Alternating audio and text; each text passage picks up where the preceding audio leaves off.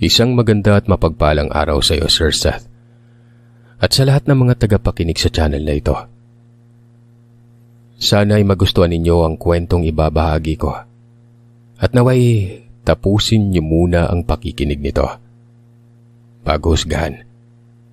Dahil hindi man kapani-paniwala sa panahon natin ngayon ang mga kababalaghang nangyayari noon. At marami ang nagsasabing pawang mga kuro-kuro lamang ito.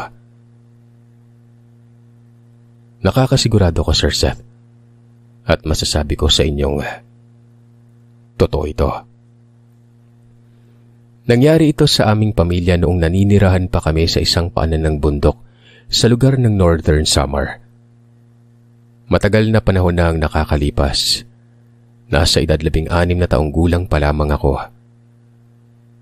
Tandang-tanda ko na ang mga nangyayari na kailanman.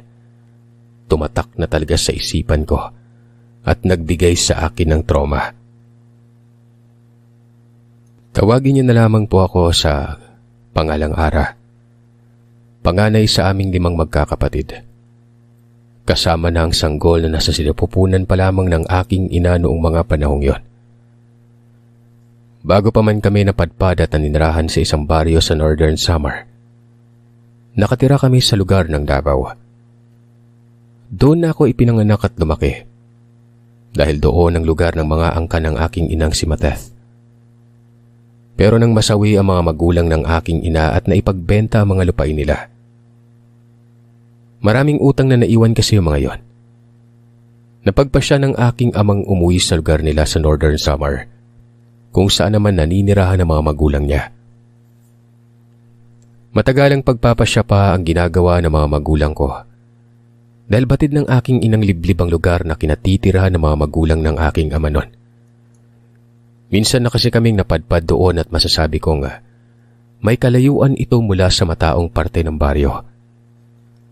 Isa pa'y sanay na ang aking ina sa maraming tao at tiyak na maninibago siya kung lilipat siya sa tahimik at malayo sa gulo. Malapit kasi sa palengke ang kinatitirahan namin sa Davao at maingay talaga tuwing sasapit ang umaga. Bilang lamang sa daliri kung tatahimik ang lugar na kinatitirahan namin. Pero hindi naglaon na napagpasyahan nga nilang tumira na muna sa lugar ng tatay ko. Maging ang bahay na kinatitirahan namin sa Davao ay kinakailangang ibenta para maipangbayad sa natitirang utang ng mga magulang ng aking ina. Hindi naman pwedeng tumutol si nanay sa pagbenta ng bahay na yun dahil nag-iwan ng kasulatan ng mga magulang niya. Na kapag pumanaw nga mga ito ay magiging kabayaran sa kanilang utak ang bahay na kinatitirahan namin. Kumbaga, bago pa man sila pumanaw, nakasangla na yung bahay na ito.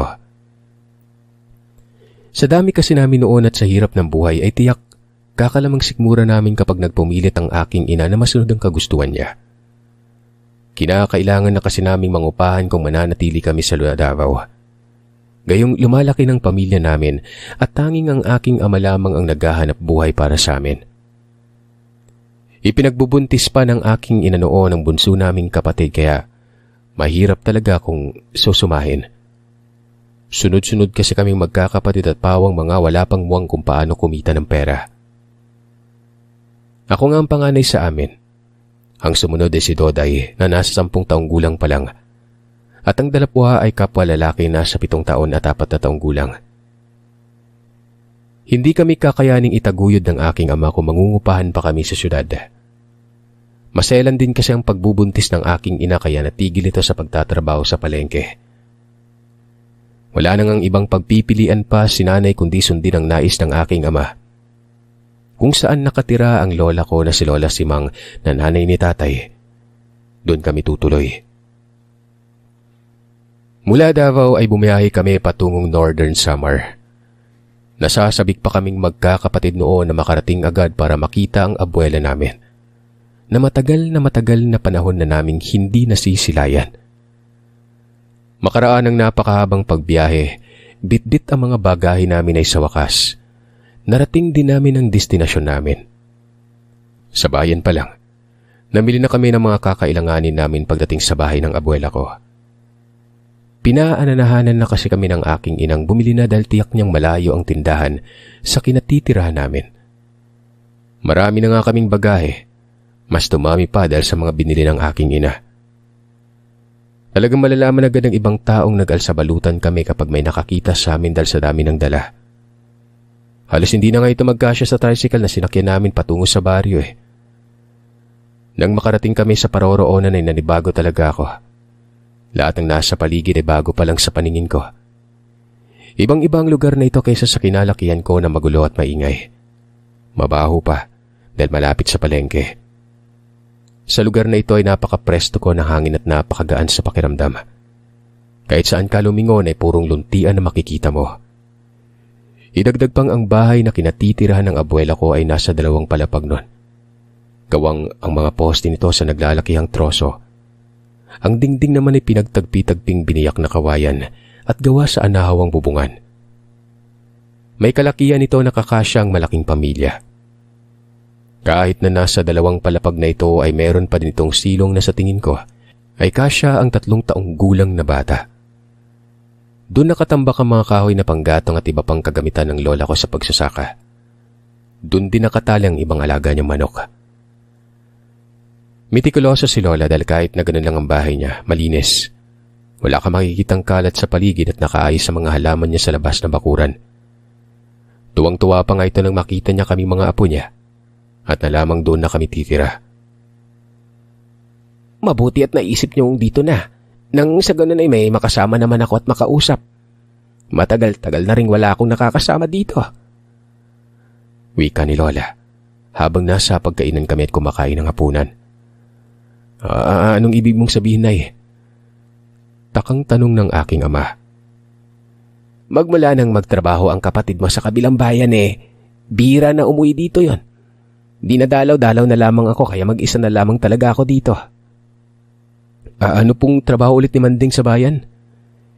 Sa butika ng mga gamot nagtatrabaho yon. Kaya bihira nang dumalaw. Hindi na ako magtataka kung sa pagpunta niya muli may kasama ng mapapangasawa. Nagkakaedad na din naman yung kapatid kong yan Kaya ngayon pa lang bigyan mo na ng basbas at baka tumandang dalaga na Habang nagkakantuan at nagkakamustahan sila, tahimik lamang kaming kumakain ng mga kapatid ko. Pero makaraan lamang ang ilang minuto ay nakarinig kami ng tunog ng kampana. 3 beses yon. Ipinagtaka ko naman ito. Kakaiba ang tunog na yon na para bang tunog ng pangpatay. Nakita kong dali-daling tumayo si Lola Simang. Naglakad ito patungo sa mga bintana at isinara ang mga yon. Tinungo din ito ang pintuan ng bahay at nakita kong sinara niya rin ito. Napatanong si nanay kung bakit na isarang pintuan nun. Yan ba? Huwag niyo nang pansinin at ganito talaga sa baryong ito. Tuwing papatak ang 6:00 ng hapon ay tutunog ang kampana.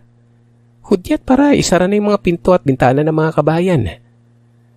Nakangiting tugon ng abuela ko. May ganun po dito, La? Ay oo naman, Iha. Ang bawat lugar ay may kanya-kanyang pamahiin. Isa yan sa mga pamahiin dito sa lugar natin. O siya, sige na, kumain na kayo't matapos na't makapagmahinga. Tanging pagtago na lamang ang naging tugon ko at itinuon na ang atensyon ko sa pagkain.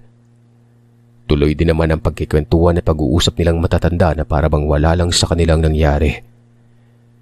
Samantalang nag-iwan ito ng katanungan sa aking isipan at agam-agam sa sarili. Minadali ko na nga lang ang pagkain ko. Na matapos kaming maghapunan ay tinulungan ko ng maligpit ang abuela ko. Kahit na sinabi nitong magpahinga na ako dahil galing kami sa biyahe ay tinanggihan ko yon at nagpumilit na tulungan siya. Dahil hindi naman kami bisita doon. Doon nga kami titira, di ba? Kaya obligado na akong kumilos sa loob at labas ng bahay. Matapos ko makapaglinis ay sinabihan ako ni Lola na magtungo na sa silid tulugan at magpahinga. Sinunod ko ito at nagtungo ako sa silid tulugan namin ng mga kapatid ko, kung saan kaming 4 lamang ang magkakasama sa iisang silid. Ibang tulugan ng mga magulang ko at iba din kay Lola. Habang nakahiga ako at nagpapaantok, tila namamahay ako nun. Kaya naman kahit anong pilit kong pagpikit na mga mata, hindi ko magawa. Kahit pabaling-baling ako ay hindi ko talaga makuha ang posisyon na gusto ko. Sumasakit na lamang ang likod at leg ko kakapaikot-ikot. Kaya naman napagbasyan kong bumangon na lamang muna at naisip kong magpahangin. Nang makarating sa sala ay wala ng tao at pakiwari ko'y tulog ng lahat. Pagod din kasi sa biyaya mga magulang ko at buntis pa ang aking ina. Kaya tiyak kong humihilik na yun ang mga sandaling ito. Nang papalapit na ako sa may bintana para buksan yon, dahil nga nais kong magpahangin at magmuni-muni habang hindi pa ako dinadalaw ng antok. Laking gulat ko nang akmang bubuksan ko na yon. Bigla na lang sumulpot sa kung saan si Lola Simang at hinigit nito ang kamay kong papahawak pa lamang sa bintana. Ginulat mo naman po ako, Lola. Anong gagawin mo? Bawal na bawal magbukas ng bintana sa bahay na ito matapos tumunog ang kampana. Maliwanag ba, Apo? Bumalik ka na sa silid mo at bukas natin ito pag-usapan na. Malamig niyang wika na ikinaramdam ko ng takot nun. Parang hindi si Lola Simang ang kaharap ko at napakaseryoso nito. Malayong malayo sa abuela kong kasama naming kumain kanina lang. Hindi na nga ako nakapagsalita dahil sa kabang nararamdaman ko. At nagmadali na akong bumalik sa silid tulugan naming magkakapatid. Nang bitawan niya na ang kamay ko, napatanong ako noon kung anong problema. Nakapako pa ang aking dibdib ng mga oras na ito dahil sa lakas ng pagkabog. Hanggang sa ayon, mabuti na lamang at nakatulog na rin ako. Nagising na lamang ako nang makarinig ako ng tunog ng kampana. Pagkadilat ko ng mga mata ay umaga na pala. Maliwanag ng paligid at wala na sa tabi ko mga kapatid ko noon. Kaya naman nagpasya na akong bumangon at nagtungo sa kusina. Nadaanan kong nag-aayos na ng agahan ng mga magulang ko kasama si Lola Simang. Masaya pang nagkikwentuhan ng mga ito habang nagluluto ng itlog at tistong tuyo. Binati ko sila at ganon din sila noon. Inutusan ako ni Mama na tawagin ang mga kapatid ko na nasa bakuran para kumain na. Agaran ko nang pinapasok ang mga ito at sinabihang kakain na kami ng agahan. Walang ano-ano'y nagunahan naman ito. Kamusta ang naging tulog niyo? Nakapagpahinga ba kayo ng mabuti? Tanong sa amin ni Lola. Ayos naman po, Lola. Ang sarap nga po ng tulog namin at ang lamig dito sa bahay niyo kahit walang electric fan. Sabi ni Doday. Dahil wala namang kuryente sa bahay ni Lola. Hindi pa kasi umaabot sa baryo nilang kuryente at tanging de bateryang pang-ilaw lang ang gamit nila noon. Habang nag-uusap sila ay pinakikiramdaman ko lang si Lola Simang. Ni isang segundo ay hindi ko ito nakitaan sa kanyang mukha ng pagiging seryoso niya. Gaya kagabi nang pigilan niya akong wag buksan ang bintana. Likas na palangiti at palabiro ito, na para bang hindi siya marunong magalit. Kaya naman, nanibago talaga ako sa nasaksihan ko sa kanya nung gabing yon. Matapos naming mag-agahan ay doon lang sinabi ni Lola si mga pwede at hindi dapat gawin habang nakatira sa kanyang bahay. Unang-una na nga doon ay ang mahigpit niyang ipinagbabawal na lumabas ng bahay pagsapit ng hapon. Ayon sa kanya ay nagsisilbi nilang orasan ang pagtunog ng kampana araw-araw. Tumutunog yun tuwing 6:00 ng umaga at 6:00 ng hapon. Pagtunog nito sa hapon ay dapat na naming isara ang lahat ng bintana at pinto na pwedeng madaanan ng sinuman. Bawal umano yung buksan kahit anong mangyari. At bubuksan lamang yon kapag tumunog na ulit ang kampana pagsapit ng umaga. Kaya naman bago pa magtakip silim ay kinakailangang nasa bahay na kami at hindi na naggagagala pa kung saan. Mariin din itong pinaalalahan ng bawal na bawal kaming umakyat ng bundok dahil ayon dito, may mga mababangis na hayop umano doon. Yun din umano ang dahilan kung bakit 6:00 pa lamang ng hapon ay nagsisipasukan ng mga tao sa kanya-kanya nilang kabayan upang maiwasan ang mga mababangis na hayop na ito na nanginginain umano tuwing sasapit ang gabi. Paniwalang paniwala naman kami sa sinasabi ni Lola. Dahil nga hindi naman imposible ang sinasabi nito at lalo na nasa paanan kami ng bundok nakatira. Layo-layo pang mga kabayan at pahirap humingi ng tulong kung ano man ang mangyari. Maliwanag ba sa inyo mga bata mga sinabi ko? Tanong ni Lola at tumutok ang paningin nito sa akin na para bang binabalaan ako na may mangyayaring hindi maganda kapag hindi ako sumunod. Tumugon naman ang mga nakababata kong kapatid habang ako naman ay napapatango na lang. Kinagabihan ng araw na yon ay narinig kong nag-usap ang aking mga magulang. Nagtatalo ang mga ito pero sa mahinang boses lang. Tinanong ni nanay si tatay kung bakit hindi nito sinabi na may ganun pala sa lugar nila. Tingin mo kapag sinabi ko papayag ka manirahan tayo dito? Paano yung mga anak natin? Hindi ka talaga nag-iisip. Ito lang yung tanging paraan na naisip ko. Tumigil ka na. Lumaki kami ng mga kapatid ko sa lugar na to na walang nangyaring masama sa amin. Tingin mo pababayaan ko kayo? Kung sana hinayaan mo na lang ako magtrabaho sa Davao, hindi sana kami parang nakakulong dito. Tama na, Matet. Kapag narinig ka ng mga anak mo at ni inay, ano yung iisipin ng mga yon? Ilang sandali lang ay unti-unti na rin namang tumahimik ang dalawa at natigil sa pagtatalo. Na mga sumunod na araw ay nagtungo ng ang bayan ng aking ama para maghanap ng trabaho noon. Nakahanap din naman ito na mapapasukan. Pero dahil may kalayuan ng bayan mula sa aming kinatitirahan at maaga ang pasok niya, minabuti na doon na lamang manuluyan sa pinapasukan niya. Mabuti na lamang din at may nakalaan naman silang tulugan para sa mga trabahador at libre. Sa ganung sistema ay lingguhan na lang kung umuwi si tatay. At kapag wala itong trabaho. Natutuwa pa nga kami sa tuwing nalalapit ng pag-uwi niya dahil marami siyang dalang pasalubong sa amin. Lagi naming inaabang ang magkakapatid yon. Habang si nanay naman mukhang hindi nahihirapan sa pakikisama kay Lola. Magkasundo ang mga ito at alagang-alaga pa ni Lola ang nanay. Dahil nga parati nang nasa trabaho ang aking ama, ang dalawa kong kapatid na lalaki na ang katabi ni inay matulog tuwing gabi noon. Habang kami naman ni Duday ang magkasama sa silid-tulugan namin. Naging maayos po ang paninirahan namin doon kahit na minsan na nagiging istrikta ang abuela ko. Parati nitong binibilin na pagsapit ng hapon ay dapat nasa loob na kami ng bahay. Ultimong sinanay ay pinapaalalahanan na rin kami. Lalo na mga nakababata kong kapatid dahil likas talagang katigasan ng ulo at kakulitan nila. Magmula nang kami na lamang ni Duday ang magkasamang natutulog sa silid-tulugan namin gabi-gabi na ako nakakarinig ng mga kakaibang tunog. Minsan ay may kung anong boses ang nag-uusap sa labas ng bahay pero ang madalas kong marinig ay ang mga kakaibang pag-atungal ng hindi ko malaman. Kung hayop ba o anong klaseng nilalang. Nakakakilabot at nakakapanindig ng balahibo ang mga yon.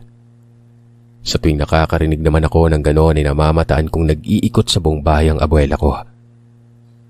Habang nag-iikot ito ay may kung ano siyang ibinubulong na dasal sa bawat sulok ng bahay. May kung ano pa itong sinasaboy sa bawat dingding, bintana at pintuan. Tuwing umaga naman ay nililinis niya rin ang mga ito at sinasabing pangontra umano ang kanyang ginagawa para hindi makapasok ang mga mababangis na nilalang sa loob ng bahay namin na yon. Nakikita ko kasing asinyo na may nakahalong abo mula sa pinaglutuan namin. Sa tuwing tinatanong ko naman siya kung ano ba talaga ang nilalang na tinutukoy niya, sinasabi na lamang nitong mga hayop yun at huwag ko ng pagtuunan ng pansin. Dahil tinitiyak niyang habang nasa loob kami ng bahay ay ligtas kami at walang dapat ipag-alala. Isang dapit hapon, napag-utusan ako ng aking ina na magwalis sa labas. Sumunod ako sa utos nito. Dahil wala din naman akong ginagawa. Habang nagwawalis ako ng mga tuyong dahon ng mangga na nagkalaglagan sa bakuran, merong nakaagaw ng pansin ko. Saglit akong napatigil sa ginagawa ko nang masipat ko sa hindi kalayuan ang isang lalaking nakasandal sa may gilid ng puno. Malayo ang tanaw nito na parabang namamahinga lamang doon. Sa hindi ko malamang dahilan ay nakaramdam ako ng kakaiba at may namumuong kuryosidad sa dibdib ko. May kung anong nag-uudyok sa akin na malaman ang pangalan ng lalaking yon. Sa tingin ko ay kaedaran ko lamang din ito o mas matanda lamang ng ilang taon. Kahit na may kalayuan ay kitang-kita ko ang matangos niyang ilong. Ang mapupungay nitong mga mata, may kakapalang kilay. Masasabi kong hindi man kaputian ay may itsura talaga ito. Magmula kasi nang dumating kami sa bahay ng abuela ko ay yun pa lamang ang unang pagkakataon na nakakita ako ng ibang tao sa parting yon. Kaya naman bahagya akong nakaramdam ng tuwa dahil may kalibliban na talaga ang bahay na kinatitirikan ng abuela ko at malalayo ang kapitbahay. Sa isip-isip ko magkakaroon ako ng kaibigan o kakilala man lang. Kakatitig ko nga sa binata ay bigla na lamang sumikdo ang dibdib ko na magtama ang paningin naming dalawa. Dali-dali ko na lamang itinuloy ang pagwawalis ko dahil sa iyang nararamdaman. Pero sa hindi ko malamang dahilan ay may kung anong nagtulak sa akin na tingnan ulit ang lalaki. Sa tuwing tinatapunan ko ito ng tingin ay nasisipat kong nakapako na ang panginingin niya sa akin. Seryoso lamang ang mukha nito habang nakatanaw. Hindi ko alam kung imahinasyon ko lamang ba ito o kung ano, pero ramdam na ramdam ko ang bawat pagtitig niya. At sa tuwing nagtatama ang paningin namin ay nakikipagtagisan ito ng tingin. Kabadong-kabado ako ng mga sandaling yon. Pero dahil sanay ako makisalamuha sa ibang tao at lumaki ako sa mataong lugar, bigla ko nalang kinawayan ng binata sabay bitaw na mga ngiting. Hindi ko alam kung matatamis ba yun o may pagkaaso, dahil bigla nalang umayos ng tayo yung lalaki. Inakala ko pang gaganti ito ng kaway o pagngiti pero seryoso itong tumalikod at naglakad palayo. Para akong baliw na naiwan sa kinatatayuan ko habang nakataas ang isang kamay at hindi pa rin naaalis ang malapad kong pagkakangiti nun. "Sinong kinakawayan mo dyan, apo?" Untag ni Lola na bigla na lamang sulumpot sa likuran ko. Sa gulat ko ay dali-dali kong naibaba ang kamay ko at inayos sa mukha ko nun. "Wala po la, may lamok kasi. Kinagat yung pisngi ko." Pagsisinungaling ko't umaktong sinampalang sarili. Maya-maya narinig ko na yung pagtunog ng kampana kaya naman sinabihan na ako ng abuela kong pumasok na sa loob. Nang balingan ko ulit ng tingin ang kinaroroonan ng binatang nakita ko, wala na ito. Napaismid na lamang ako nang makaramdam ako ng pagkadismayat sumunod na sa aking abuela. Matapos ang araw na yon ay halos araw-araw ko nang nakikita ang binata sa may puno kung saan ko ito unang nakita. Tuwing magtatakip silim na at bago pa man tumunog ang kampana, ay saka ko lang ito doon nakikita, Sir Seth. Matapos namang tumunog ang kampana ay saka lang ito aalis at hindi ko alam kung saan ito pumupunta.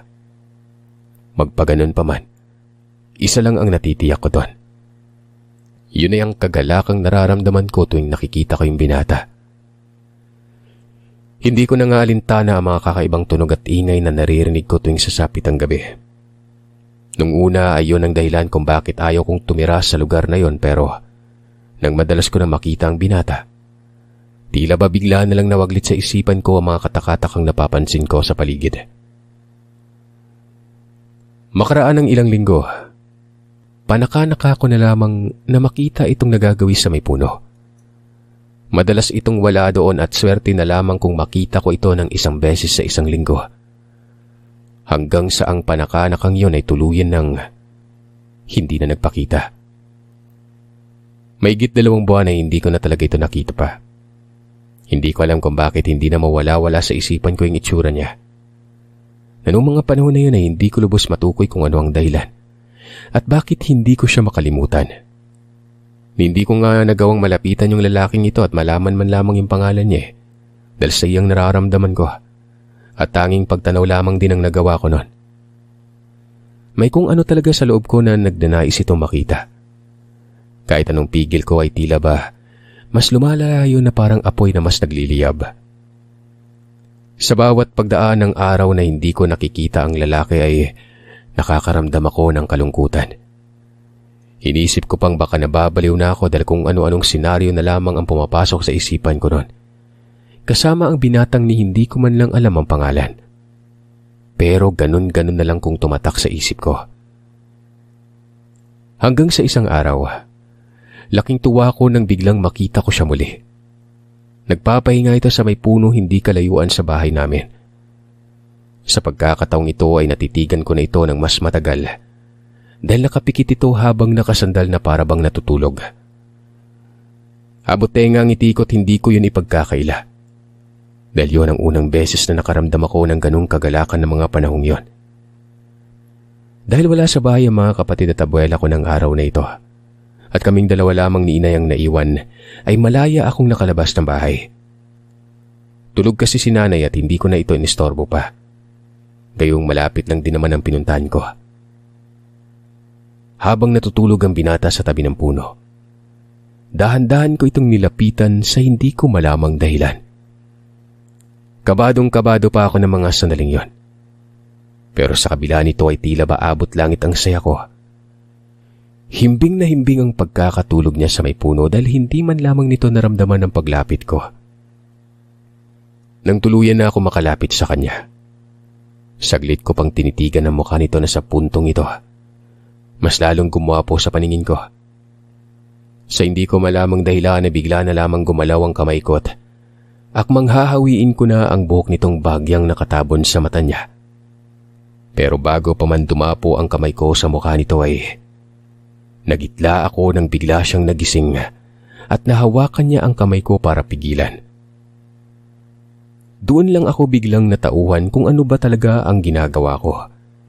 Lalo na magtama ang mga paningin naming dalawa. Dali-dali akong napatayo at akmang tatakbo na pabalik sa bahay ng abuela ko. Wala sa isip na hawak pa pala niya ang isang kamay ko noon. Kaya naman sa pagkabigla ko ay muli akong nahatak pabalik sa kanya at hindi ko inaasahang pabangon na pala siya mula sa pagkakaiga. Sabay kaming natumba. Naglapat sirset ang mga labi naming dalawa. Nagkatinginan pa. Pakiwari ko'y saglit na huminto ang paligid ko ng mga sandaling yon. Tanging malalakas na pagkabog ng dibdib namin ang naririnig ko. Ramdam na ramdam ko ang pag-init ng mga pisngi ko na para bang anumang oras ay sasabog na ako dahil sa iya. Agad din naman akong nabalik sa ulirat nang maramdaman ko ang bitaw niya sa paghawak sa kamay ko. Dali-dali akong tumayo at nagtatatakbo na pabalik sa bahay ni Lola. "Anong pangalan mo?" tanong nito. Tumigil ako sa pagtakbo at napalingon sa kanya. "Ako si Elias. Ikaw anong pangalan mo?" Nagpakilala ko noon. Hindi pa rin humupa ang kabang nararamdaman ko. Patuloy akong tumakbo hanggang sa nakapasok na ako sa loob ng bahay. Sa sobrang kahihiyan, gusto ko na lang talagang kainin ako ng lupa ng mga oras na yon. Pagkapasok ko sa loob ng bahay ay diretso ako sa silid tulugan namin ng kapatid ko. Napahilamos na lamang ng palad sa mukha ko. Pakiramdam ko ay may libo-libong mga daga ang nag-uunang gustong lumabas sa dibdib ko ng mga oras na yon. Grabe yung kabog. Pero batid kong hindi yun kaba na dulot ng takot. Napabugan na lang ako ng malalim ng hininga bago ako nagpasyang lumabas ng silid at silipin sa bintana kang naroroon pa ba ito. Pero pagkasilip ko, wala na. Kumalma ako nun. Naiinis at naiyaman sa nangyari ay may parte na sa akin na labis-labis na natutuwa. Habang inaalala ko ang mga nangyari ay narinig ko ang pag-ungot ng aking ina sa gilid ng tulugan niya. Dali-dali akong nagtungo doon at nakita ko itong namimilipit sa sakit ng tiyan. "Ayos ka lang po, Nay?" Pawis na pawis siya. Bakas sa mukha niya na nasasaktan. "Hindi pa ba nakakauwi si Lola mo? Sakit na ng tiyan ko." Tanong ni Nanay habang sapu-sapu ang naninigas niyang tiyan. Habang pinipilit nitong bumangon sa kinahihigaan niya. Dali-dali ko siyang nilapitan at inalalayan pa upo. Nang makaupo na ito ay inutusan niya akong kunin ang langis na pamahid niya. Lumabas ako ng silid at tinungo ang maliit na altar sa sala kung saan nakalagay ang langis na ginagamit ni Lola para ipanghaplas sa tiyan ng nanay. Nang pabalik na ako sa loob ng silid ay sakto naman ang pagdating ni Lola, kasama ng mga kapatid ko. "Anong nangyari, Apo? Sumasakit po yung tiyan ni Inayla." Sumunod sa akin si Lola at kinuha nito ang hawak kong bote na naglalaman ng langis. Saka ko inutusang magsiga sa likuran ng bahay gamit ang balat ng niyog. "Bakit, Pula? Basta, tama nang maraming tanong at sundin mo ang sinasabi ko." Tugon nito at pinagtulakan pa ako palabas ng silid.